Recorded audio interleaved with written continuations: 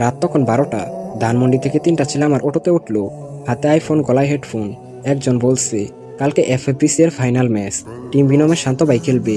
ওই হালার পুতে একটা মাল, একা একটা স্কট ওয়াইপ আউট করে দেয়। আমি লুকিং গ্লাসে তাকাইলাম, ওরা আমার চিনে নাই। আমি একটা সময় সেরা 3জন ই স্পোর্টস প্লেয়ারের মধ্যে একজন ছিলাম। গল্প চলে যায় অতীতে। আমার নাম শান্ত, মিরপুরে একটা ম্যাচে থাকি। আমি তখন টিম ইবনক্সের মেইন প্লেয়ার। আমার রুল রাশার, মানে সবার আগে রাশ দিব, নখ খাইলে খাবো, কিন্তু টিমের জন্য স্পেস বানাবো। ফেব্রুয়ারি 2023, এফএফবিসি, লাস্ট জন পচিনো। আমরা 4জন, ওরা 4জন। দিলাম এক রাশ, চোখের পলকে 4টা শেষ। আইসিএল চিল্লায় উঠলো, শান্ত ইজ দ্য বেস্ট। রাতারাতি ভাইরাল হয়ে গেলাম। ফেসবুক পেজে 50K ফলোয়ার, স্পন্সর আসলো 1xBet, মাসে 80,000। আমার আব্বারে ফোন দিলাম, এখন থেকে তোমার আর টাকা পাঠানো লাগবে না, এখন আমি নিজেই কামাই। কিছুদিন পর টিম বিনমের রায়হান ভাই কল দিল, শান্ত, মাসে 5 লাখ দিব, বাসা দিব, আইফোন 50 প্রো ম্যাক্স দিব, শুধু ইবনক ছেড়ে আমাদের টিমে আয়। আমি না করতে পারি নাই। 5 লাখ টাকা, আমার বাপের 6 মাসের ইনকাম। কন্ট্রাক্ট সাইন করলাম। 5 লাখ টাকা দেখে কাগজ ঠিক মতো পড়ি নাই। জুন মাসে বুঝলাম ফাঁদে পড়ে গেছি। কন্ট্রাক্টে লেখা ছিল 2 বছরের জন্য টিম বিনমের গোলাম। অন্য টিমে খেললে 20 লাখ টাকা জরিমানা এবং লাইফ টিম করলে 90% ইনকাম টিমের। আর সবচেয়ে খারাপ বিষয় হলো, টিম ম্যানেজমেন্ট যে কোনো সময় প্লেয়ার পরিবর্তন করতে পারবে। সেপ্টেম্বর 2023, এফএফবিসি মেইন ইভেন্টের প্রথম সপ্তাহ আগে রায়হান ভাই ডাকলো, শান্ত, তারা পরিবর্তন করছি। আমি বললাম, কেন ভাই? আমার পারফরমেন্স তো ঠিক আছে, গতকালকেও তো 15 কিল করলাম। রায়হান ভাই হাসলো, পারফরমেন্স দিয়া বাল ফালাইবা? নতুন স্পন্সর আসছে, ওর বাপে চায় ওর ছেলে খেলুক, এর জন্য 10 লাখ দিচ্ছে। তুই চিন্তা করিস না, তুইও 10,000 পাবি। তুই শুধু পোলাপানের পানি আনবি। আর হ্যাঁ, সোশ্যাল মিডিয়াতে কিছু বলবি না, বললেই 20 লাখের মামলা। আমি 19 বছরের ছেলে, 20 লাখ টাকার মামলা শুনে হাত পা ঠান্ডা হয়ে যায়। এফএফবিসি ফাইনাল ম্যাচ, আমার জার্সি পরে আরিফ খেলছে, কিন্তু ওইটা আমি না। ম্যাচ শেষে আমাকে 10,000 দেওয়া হলো। ঢাকা শহরে ম্যাচ বাড়াই 4,000। খাওয়া দাওয়া সহ কোন দিক দিয়ে 10,000 চলে যায় বুঝতেই পারি না। আমাকে দিয়ে পানি আনায়, জার্সি দোয়ায়, এমনকি রাত 3টায় নুডলসও বানায়। কি থেকে কি হয়ে গেলাম। ডিসেম্বর 2024, সুইসাইড করতে গেছিলাম। লাভ দেওয়ার আগে ছোট ভাই কল দিল, ভাইয়া টাকা লাগবে, আমার অপারেশন। তাই অটো চালানো শুরু করলাম। তো আজকে যেই 3টা ছেলে আমার অটোতে উঠলো, তারা নামার সময় বলল, মামা ফ্রি ফায়ার খেলো? আমি বললাম, আগে খেলতাম, কিন্তু এখন খেলি না। তারা ইউআইডি চাইলো, দিয়ে দিলাম। ছেলেটা ফোন বের করেই সার্চ দিল, সাথে সাথে টিম বিনমের শান্ত ভাই আইডিটা আসলো। এটা দেখে তো তারা শকড হয়ে যায়। আপনি কি ওই শান্ত? আমি হাসলাম, না মামা, ইউআইডি হয়তো ভুল হয়েছে, আমি তো একজন ড্রাইভার। ওরা নেমে গেল এবং 50 টাকা টিপসও দিল। আমি গাড়ি সাইড করলাম, ফোন বের করলাম এবং 2 বছর পর ফ্রি ফায়ার ইনস্টল দিলাম। গেমের লবি, ক্যারেক্টার, কত কিছু চেঞ্জ হয়ে গেছে। 2 বছর ধরে প্র্যাকটিস নাই, গেম আর কি খেলবো, হাত কাঁপছে। তখনই আমার ফোনে আননোন নাম্বার থেকে একটা কল আসে। আমি ধরলাম। ওপাশ থেকে বলল, আমি তানহা, এফএফবিসি এর নতুন অর্গানাইজার। আমরা আপনার 2023 সালের একটা ক্লিপ দেখলাম, চোখের পলকে একটা স্কট ওয়াইপ আউট করে দিলেন, আর আপনি গায়েব কেন? এটা শুনে আমি বললাম, আপু আমি একটা সমস্যায় আছি। ওপাশ থেকে মেয়েটা বলল, আপনি তো একটা সময় ই স্পোর্টস কমিউনিটিতে বেশ রাশার ছিলেন। যাই হোক, আপনার কন্ট্রাক্ট এপ্রিল মাসের 25 তারিখ শেষ হবে। এখন শান্ত কি আবারও ফ্রি ফায়ারে ব্যাক করবে? আর তানহা নামের মেয়েটা শান্তর কন্ট্রাক্ট সম্পর্কে কিভাবে জানলো? সেসব জানতে হলে দ্বিতীয় এপিসোডের জন্য ওয়েট করতে হবে। আর হ্যাঁ গাইস, এই ভিডিওটা তোমাদের কেমন লেগেছে সেটা অবশ্যই কমেন্ট করে জানিও। শান্ত চুপ করে রইল। 25 তারিখ কন্ট্রাক্ট শেষ হবে, আপনি কিভাবে জানলেন? তানহা বলে, আমাদের মাঝখানে অনেক মানুষ আছে যারা আপনার সম্পর্কে জানে, কিন্তু ভয়ে কেউ মুখ খুলে না। এখন শোনেন, আপনার মায়ের অপারেশনের জন্য টাকা লাগবে, সেটা কোথা থেকে আসবে? আমি শকড হয়ে গেলাম, আপনি আমার মায়ের কথা জানলেন কেমনে? তানহা এসে বলল, সেটা আপনি না জানলেও চলবে। এখন সোজা কথা শোনেন, মিরপুর রাতে একটা টুর্নামেন্ট হয়, আপনি আমার হয়ে গেম খেলবেন, টাকা পয়সা যা লাগে সব আমি দিব। আমি মনে মনে ভাবলাম, যদি না করি তাহলে টাকার অভাবে আমার মায়ের অপারেশন হবে না। তাই আমি বললাম, কোথায় আসতে হবে? তানহা লোকেশন পাঠিয়ে দিল আর বলল, রাত 2টায় আসবেন।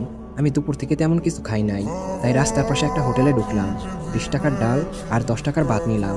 হঠাৎ মনে পড়লো, একটা সময় আমার কাছে টাকার কোনো অভাব ছিল না, কিন্তু এখন ডাল দিয়ে ভাত খেতে হচ্ছে। তো খাওয়া শেষ করে রওনা দিলাম। রাত তখন একটা 20-এর কাছাকাছি, দোকানপাট সব বন্ধ। প্রায় 15 মিনিট হাঁটার পর সেই জায়গায় আসলাম। 5 তলা একটা বিল্ডিং, দেয়ালের রং উঠে গেছে, কিন্তু গেটের সামনে 2জন লোক দাঁড়িয়ে আছে। আমি ভিতরে যেতে একজন বলল, কোথায় যান? আমার শরীরটা অনেক নোংরা ছিল, তাই গার্ডগুলো আমাকে ঢুকতে দিল না। তখনই পিছন থেকে একটা মেয়ে বলল, ও আমার সাথে এসেছে। বাইরে ভাই, তা নাকি কি হট লাগছিল সেটা বলার বাহিরে। তার সৌন্দর্য দেখে তো আমি পুরাই ফিদা হয়ে গেলাম। তান আমার দিকে তাকিয়ে বলল, চলুন ভিতরে যাই। ভিতরে ঢুকতেই থমকে গেলাম।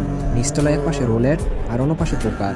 একজন লোক দেখলাম তার জীবনের সমস্ত টাকা এবং পরনে কাপড় সহ ব্যাট করলো। পাশে থেকে অনেকে বলছিল, ভাই আর খেলেন না। কিন্তু লোকটার চোখে তখন অন্যরকম নেশা। আমি ভাবছিলাম হয়তো সব শেষ, কিন্তু লোকটার ভাগ্য এতটাই ভালো ছিল যে কিছুক্ষণের মধ্যে কোটিপতি হয়ে গেল। আবার অন্য পাশে আরেকজন লোক কান্না করছিল, হয়তো সব শেষ। তো আমরা সেই দিয়ে দ্বিতীয় তলায় উঠলাম, যেখানে সব ধনী লোকেরা ডিজে গান ছেড়ে মজামাস্তি করছিল। তান আমাকে তৃতীয় তলায় নিয়ে আসলো।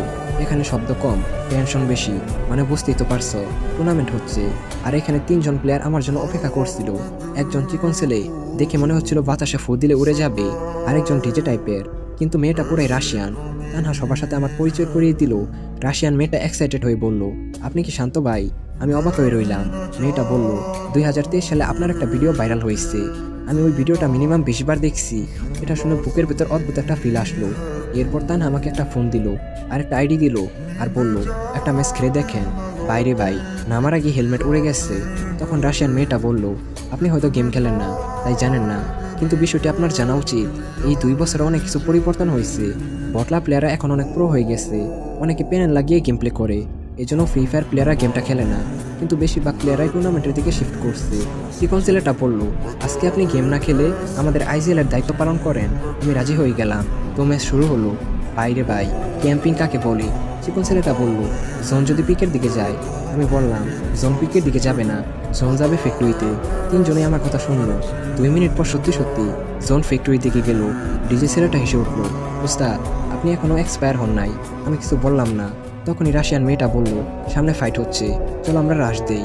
আমি বললাম, দরকার নাই, রাশ করলে আরেকটা স্কোর এসে ভরে দিবে। কিন্তু তারা আমার কোনো কথাই শুনলো না, ডাইরেক্ট রাশ করে দিল। কিছুক্ষণের মধ্যে আরেকটা স্কোর এসে স্যান্ডউইচ করে দিল। চিকন ছেলেটা এক্সাইটেড হয়ে বলল, গুরু আপনি আগে থেকে জানলেন কেমনে? আমি বললাম, এটা টুর্নামেন্ট, এখানে ধৈর্য আর বুদ্ধি লাগে। তারা বুঝতে পারলো আমার মধ্যে ট্যালেন্ট রয়েছে। তো টুর্নামেন্ট শেষ করে যখনই নিচে নামছিলাম, তখন একটা ফোন আসলো। আমি কলটা ধরতেই ওপাশ থেকে বলল, আই এম সরি, রুগীকে বাঁচানো সম্ভব হয়নি। মুহূর্তে মনে হলো পুরো পৃথিবী থমকে গেছে। আমার হাত থেকে ফোনটা পড়ে গেল। চারপাশে কিসিনো শব্দে মাথা ঘুরছিল। আমি হসপিটালে পৌঁছানোর পর দেখলাম সাদা কাপড়ে মাকে ডেকে রাখা হয়েছে। ধীরে ধীরে মায়ের কাছে গেলাম। জীবনে এই প্রথমবার নিচেকে এত অসহায় লাগছিল। তখন নার্স একটা চিঠি দিল। আমি কাপা হাতে চিঠিটা খুললাম। ভিতরে লেখা ছিল, বাবা আমি জানি তুই একদিন অনেক বড় হবি, কিন্তু আমার জীবনের শেষ ইচ্ছা ছিল মরার আগে একটিবার তোকে দেখার, কিন্তু সেই ভাগ্য হয় নাই। চোখের পানিতে চিঠিটা ভিজে গেল। মাকে কবর দেওয়া হলো। আমি আর ছোট ভাই একজন আরেকজনকে ধরে কান্না করছিলাম। তো বাসায় আসার পর ছোট ভাই বলল, গেম খেলবা না? আমি কিছুই বললাম না, কারণ কিছু স্বপ্ন থাকে যেগুলো পূরণ করতে গিয়ে আমরা নিজেদের প্রিয় মানুষকে হারিয়ে ফেলি। এই গেমটা আমার জীবন থেকে অনেক কিছু কেড়ে নিয়েছে, সম্মান, কেরিয়ার, এমনকি মাকেও। আমি সিদ্ধান্ত নিলাম আর কখনোই গেম খেলবো না। এখন শান্ত কি পারবে নিজেকে সামলিয়ে আবারও ব্যাক করতে? এটা জানতে হলে 3য় পর্বের জন্য ওয়েট করতে হবে। আর হ্যাঁ গাইস, এই ভিডিওটি তোমাদের কেমন লেগেছে সেটা অবশ্যই কমেন্ট করে জানিও। দেখা হচ্ছে অন্য কোনো ভিডিওতে। টেক কেয়ার, বাই বাই, আল্লাহ হাফেজ।